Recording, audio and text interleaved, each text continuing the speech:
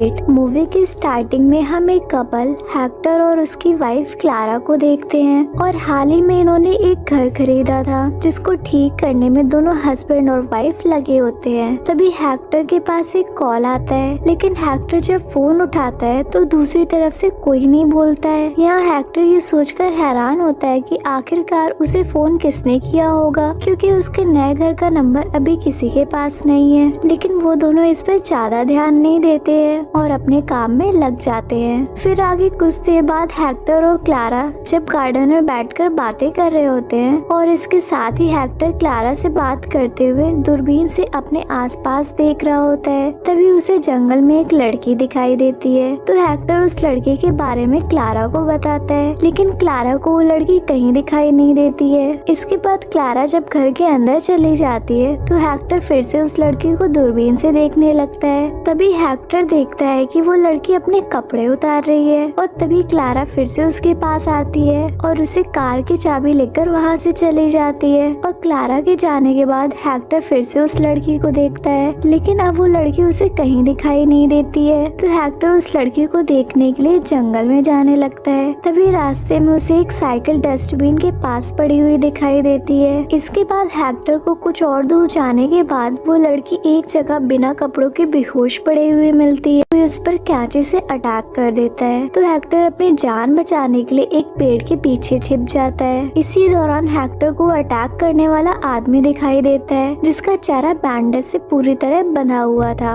और उसे देखकर हेक्टर फिर से भागने लगता है और भागते भागते एक घर के बाहर पहुंच जाता है, जहां हेक्टर दरवाजा खुलवाने के लिए नॉक करता है पर कोई भी दरवाजा नहीं खोलता है। तो हेक्टर दरवाजा तोड़कर घर के अंदर एक लैब में चला जाता है और वहाँ हेक्टर अपने हाथ के घाव को साफ करता है और उसमें बैंडेज बांध लेता है। और फिर वो एक दूसरे कमरे में जाता है जहाँ उसे एक वॉकी टॉकी मिलता है जिसमें कोई आदमी बात कर रहा होता है और ये आदमी इस घर का ओनर जॉन होता है। तो हेक्टर उससे मदद मांगता है और उसे सारी बात बताता है। इस पर जॉन हेक्टर से कहता है कि वो कुछ देर में उसके पास आ रहा है। तभी कुछ देर बाद जॉन फिर से उसे कॉल करता है और उसे बताता है कि वो बैंडेज वाला आदमी उसके घर के पास पहुंच चुका है, लेकिन उसके घर के चारों तरफ कैमरे लगे हुए हैं, इसीलिए उसे परेशान होने की कोई जरूरत नहीं है। यहाँ हेक्टर जॉन को पुलिस स्टेशन फोन करने के लिए बोलता है, पर नेटवर्क की वजह से कॉल नहीं लगती है। तो जॉन हेक्टर को उसके आने तक वहीं रुकने के लिए बोलता है। तभी हेक्टर फिर से जॉन को कॉल करता है और उसे बताता है कि वो बैंडेज वाला आदमी उस घर के अंदर आ चुका है, इसीलिए जॉन हेक्टर को पीछे के दरवाजे से अपने दूसरे कैबिन में आने के लिए बोलता है। तो हेक्टर जल्दी से दरवाजा खोलकर जॉन के उस कैबिन में पहुंच जाता है। यहाँ हमें पता चलता है कि जॉन एक साइंटिस्ट है, इसीलिए जॉन हेक्टर को उस बैंडेज वाले आदमी से बचाने के लिए एक मशीन के अंदर जाने के लिए कहता है। यहाँ हेक्टर उस मशीन के अंदर जाना नहीं चाहता था, पर उसके पास कोई और रास्ता भी नहीं होता है और तभी वो बैंडेज वाला आदमी वहाँ आ जाता है, जिससे डरकर हेक्टर उस मशीन के अंदर चला जाता है। वहीं उस मशीन के अंदर पानी भरा हुआ था,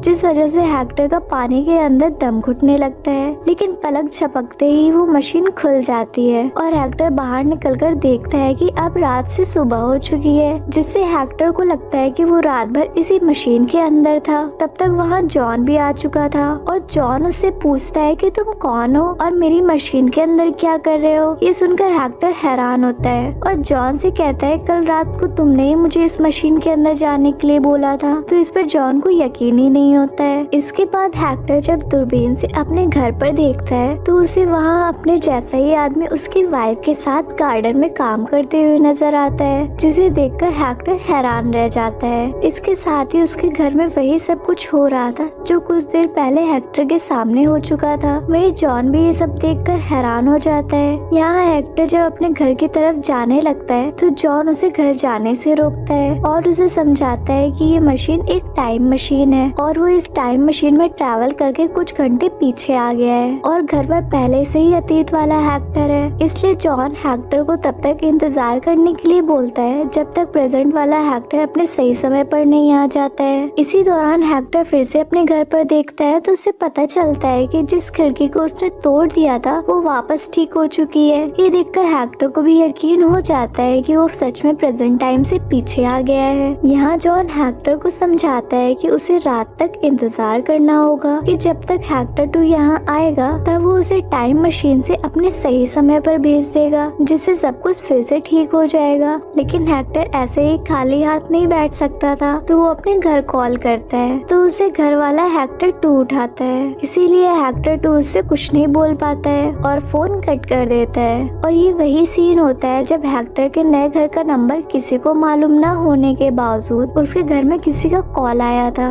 इसका मतलब ये होता है कि ये कॉल भी हेक्टर ने फ्यूचर में आकर किया था। तभी जॉन हेक्टर को उसके घर पर कॉल लगाने की वजह से गुस्सा करता है और वो पहले वाले हेक्टर यानी हेक्टर 1 को वहीं रुकने के लिए बोलकर टाइम मशीन के काम से बाहर चला जाता है। लेकिन यहाँ हेक्टर 1 खुद को नहीं रोक पाता है। वो जॉन की कार लेकर अपने घर की तरफ जाने लगता है। तभी रास्ते में उसे वही लड़की दिखाई देती है जिसे उसने जंगल में बिना कपड़ों के देखा था। और तभी एक कार उसकी कार में पीछे से टक्कर मार देती है, जिससे उसका एक्सीडेंट हो जाता है और उसके चेहरे पर बहुत सारी चोटें आ जाती हैं। तो हेक्टर 1 अपने हाथ पर बंधे हुए बैंडेज को निकालकर अपने फेस पर बांध लेता है, जिससे अब वो बिल्कुल उसी बैंडेज वाले आदमी की तरह लगने लगता है। इसका मतलब कि वो बैंडेज वाला आदमी कोई और नहीं बल्कि हेक्टर ही था, जो किसी और टाइम जोन में है। तभी हेक्टर 1 की मदद करने वही लड़की आती है जिसका नाम शिखा होता है। यहाँ शिखा हेक्टर 1 की मदद करने के लिए एम्बुलेंस को फोन लगाती है, पर नेटवर्क न होने की वजह से कॉल नहीं लगती है। तो हेक्टर 1 उसे कॉल करने से रोकता है और मौका पाकर शिखा के बैग से एक कैंची निकालकर अपने पास रख लेता है। इसके बाद हेक्टर 1 शिखा को अपनी बातों में फंसाकर जंगल की तरफ ले जाता है, जहाँ थोड़ी देर बाद शिखा को हेक्टर 1 की बातों से डर लगने लगता है। जबकि हेक्टर 1 फिर से वही सीन दोहराना चाहता था ताकि हेक्टर 2 टाइम मशीन के पास खुद ही आ जाए। लेकिन तभी शिखा मौका पाकर वहाँ से भागने लगती है, पर हेक्टर 1 किसी तरह शिखा को पकड़ ही लेता है और फिर शिखा को कैंची से डराकर अपने इशारे पर काम करने के लिए बोलता है। तो शिखा डर की वजह से पहले वाली शिखा की तरह कपड़े उतारने लगती है और ऐसा करते हुए हेक्टर 2 देख लेता है और वो भी शिखा को देखने के लिए जंगल में आ जाता है। इधर शिखा फिर से बचने के लिए हेक्टर 1 पर हमला करके वहाँ से भागने की कोशिश करती है, पर हेक्टर 1 फिर से उसे पकड़ लेता है और उनकी हाथापाई के चक्कर में दोनों एक गड्ढे में गिर जाते हैं, जहाँ शिखा चोट लगने की वजह से बेहोश हो जाती है। और फिर हेक्टर 1 पहले की तरह शिखा को बिना कपड़ों के बैठाकर छिप जाता है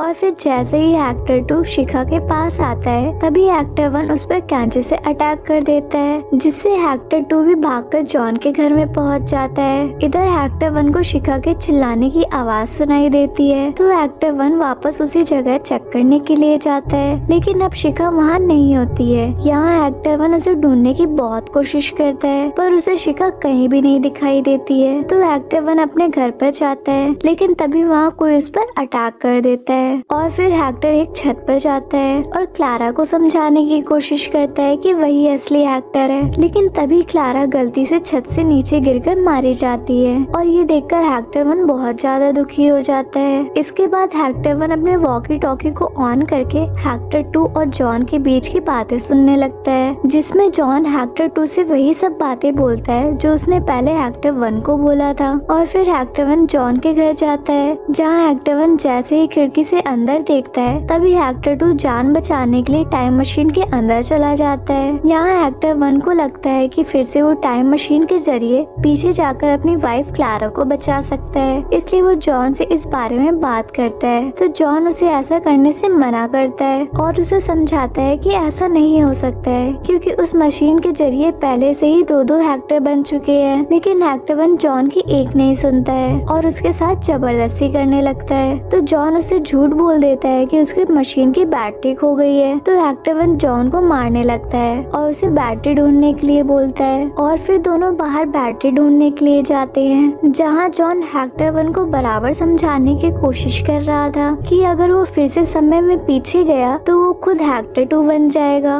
और ये सब बातें फिर से शुरू हो जाएंगी। लेकिन हेक्टर 1 का प्लान था कि वो हेक्टर 2 को मारकर उसकी जगह ले लेगा, जिससे समय में एक ही हेक्टर रह जाएगा। लेकिन वो ये बात नहीं समझ पा रहा था कि हेक्टर 1 हो या हेक्टर 2 सब एक ही हैं, बस उन दोनों में समय समय का अंतर है। तभी एक्टर 1 के दिमाग में एक बात आती है और वो जॉन से पूछता है कि उसके पास्ट में जाने की बात कहने से पहले उसने बैटरी कैसे फेंक दी और उसे कैसे पता चला कि वो पास्ट में जाने की बात करेगा। और फिर एक्टर 1 के जबरदस्ती करने पर जॉन उसे बताता है कि एक एक्टर 3 है जो उससे पहले टाइम ट्रेवल कर चुका है और उसके पास्ट में जाने के 30 सेकंड पहले ही एक्टर 3 सब कुछ देख चुका है। और एक्टर 3 ने उससे कहा था कि वो किसी तरह एक्टर 1 को पास्ट में जाने से रोक ले, नहीं तो बहुत बुरा हो जाएगा। लेकिन तभी एक्टर को बैटरी मिल जाती है और फिर जॉन के इतनी बार मना करने के बाद भी एक्टर 1 पास्ट में चला जाता है, जहाँ फिर से एक दिन का समय आ जाता है और यहाँ जॉन को कुछ भी याद नहीं होता है। तो एक्टर 1 उसे सारी बात समझाता है और एक्टर 2 के आने से पहले वो छिप जाता है। तभी एक्टर 1 की तरह एक्टर 2 टाइम मशीन से बाहर निकलता है और फिर पहले की तरह ही वो सारे इंसिडेंट्स होने लगते हैं। तभी एक्टर 1 जॉन से कहता है कि जब तक वो अपने घर ना पहुंच जाए तब तक वो एक्टर 2 को रोक कर रखे। तो जॉन ऐसा ही करता है। लेकिन जब एक्टर 1 वहाँ से अपने घर के लिए निकलता है तो वहाँ का गेट बंद होता है। तो जॉन फटाफट बाहर आकर एक्टर 1 को अपनी गाड़ी दे देता है और ये वही गाड़ी होती है जिससे एक्टर 1 का एक्सीडेंट हुआ था और उस समय इस गाड़ी में एक्टर 3 था।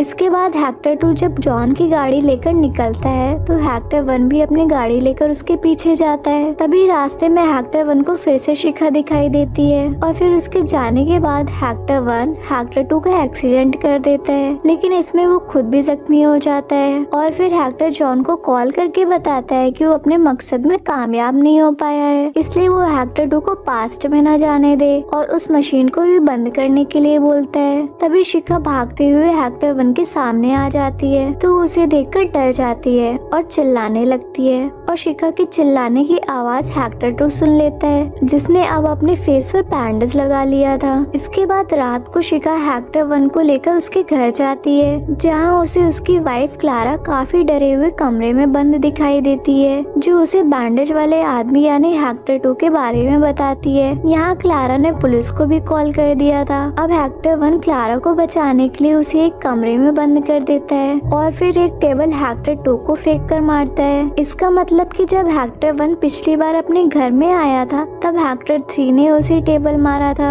और फिर एक्टर 1 शिखा को समझाकर उसे बिल्कुल क्लारा की तरह तैयार करके उसे छत पर छिपने के लिए बोलता है, जहाँ कुछ देर बाद शिखा छत से गिरकर मारी जाती है। इसका मतलब कि पहले भी क्लारा ने शिखा मारी गई थी। इसके बाद एक्टर 1 अपनी वाइफ क्लारा को निकालकर गार्डन में बैठ जाता है और क्लारा को कहीं भी जाने से मना कर देता है। यहाँ एक्टर 1 ने सब कुछ वैसे ही छोड़ दिया था क्योंकि अब वो समझ चुका था कि वो चाहकर भी कुछ भी बदल नहीं सकता है, यानी कि वो सब कुछ ऐसा ही चलता रहेगा। और इसी के साथ